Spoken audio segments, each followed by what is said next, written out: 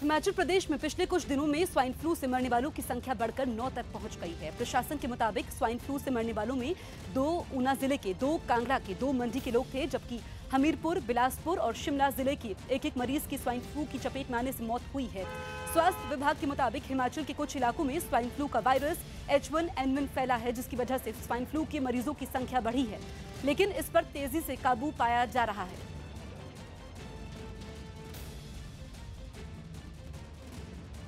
जो हमारे पास जो डाटा उपलब्ध है, हमारे आईजीएमसी की अगर बात की जाए तो यहाँ पे 4 मौतें जो हैं वो स्वाइन फ्लू के पॉजिटिव मरीजों की हुई हैं, जिनमें से एक 2 साल की बच्ची भी सम्मिलित है। राम मंदिर पर बड़ी खबर आपको बता दें, केंद्र सरकार ने सुप्रीम कोर्ट में अर्जी दाखिल की है।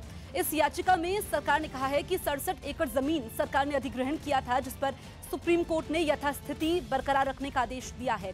सरकार के मुताबिक इस जमीन का विवाद सिर्फ 2.77 एकड़ का है, जबकि बाकी जमीन पर कोई विवाद नहीं है, इसलिए उस पर यथास्थिति बरकरार रखने की जरूरत नहीं है। इसलिए सरकार चाहती है कि जमीन का कुछ हिस्सा राम जन्मभूमि न्यास को दिया जाए और सुप्रीम कोर्ट इसकी इजाजत दे। एहतिशाम हमारे सहयोगी फोन लाइन पर मौजूद है। एहतिशाम, क्या कुछ कहा गया है इस याचिका में?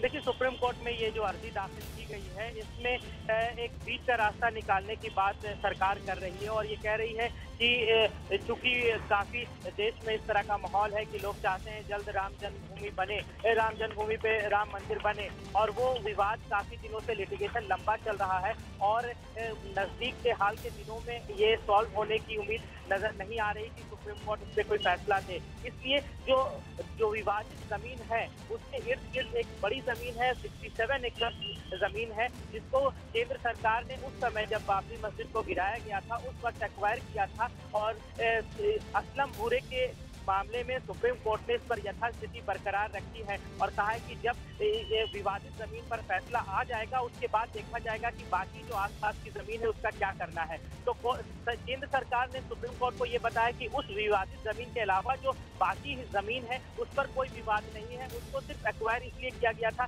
कि आगे देखा जाएगा कि उस जमीन का क्या किया जाए, किसके हक में फैसला आता है उसके हिसाब से उस जमीन का आवंटन किया जाएगा। तो चूंकि उस जमीन पर कोई विवाद नहीं है, इसलिए सरकार चाहती है कि उस जमीन के हिस्से को राम जन्मभूमि न्यास को दे दिया जाए, जो कि एक लिटिगेंट भी है इस मामले में और राम जन्मभूमि पर काम कर रहे हैं काफी सालों से। तो कोर्ट में ये अर्जी दाखिल की गई है कि उस जमीन को देने की इजाजत कोर्ट दे और जो यथास्थिति लगाई है सुप्रीम कोर्ट ने उसको खत्म किया जाए। बिल्कुल एहतिशाम, जो बातें आप बता रहे हैं, क्योंकि हम देख रहे हैं कि सुप्रीम कोर्ट में ये विवाद की सुनवाई बार बार आगे बढ़ रही है और चुनाव से पहले इस पर जो है कुछ फैसला आने की उम्मीद नहीं है, तो क्या यही आधार है इस याचिका का, दबाव इसे कहा जाएगा?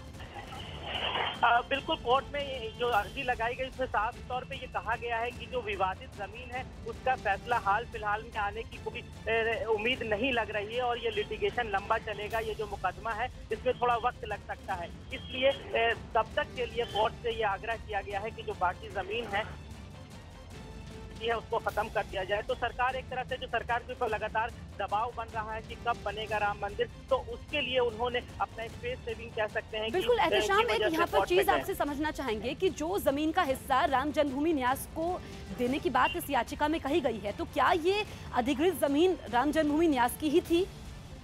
नहीं, वो जमीन तो ओनरशिप किसका है, टाइटल किसका है, ये तो उसके लिए थोड़ा देखना पड़ेगा, लेकिन जो वो पूरी जमीन जब एक बार एक्वायर हो जाती है, अधिग्रहण कर लिया जाता है, तो फिर वो सरकार की जमीन हो जाती है। और उसमें कुछ ऐसे भी जमीन है जो कि बेनामी संपत्ति भी है, जो काफी सालों से यूं ही पड़ी हुई है या फिर किसी मंदिर का भी हिस्सा हो सकती है। लेकिन एक्चुअल में जब ओनरशिप किसका है इस पर अभी कहना थोड़ा मुश्किल होगा। लेकिन हाँ, आज के डेट में जब एक बार अधिग्रहण सरकार कर लेती है तो फिर वो उससे जो मालिकाना हक है वो अधिग्रहण के बाद सरकार का हो जाता है। पहले किसकी वो जमीन रही है वो बेमायने हो जाता है और सुप्रीम कोर्ट ने भी उस अधिग्रहण पर अपनी मुहर लगा दी है। तो आज के डेट में जो टाइटल है, जो ओनरशिप है, वो सिर्फ और सिर्फ केंद्र सरकार का है और ये सुप्रीम कोर्ट ही तय करेगा कि वो जमीन फिर बाद में किसको दी जाए। लेकिन अभी सरकार ये चाहती है, क्योंकि सरकार पर लगातार दबाव है, तो सरकार ये चाहती है कि वो जमीन का कुछ हिस्सा, पूरा नहीं कुछ हिस्सा राम जन्मभूमि न्यास को देने की इजाजत कोर्ट दे दे।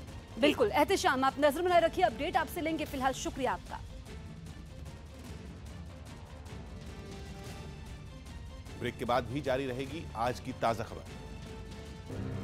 अयोध्या केस पर इस वक्त की बड़ी खबर आपको बता दें, केंद्र सरकार ने सुप्रीम कोर्ट में अर्जी दाखिल की है। इस याचिका में सरकार ने कहा है कि 67 एकड़ जमीन सरकार ने अधिग्रहण की थी, जिस पर सुप्रीम कोर्ट ने यथास्थिति बरकरार रखने का आदेश दिया है।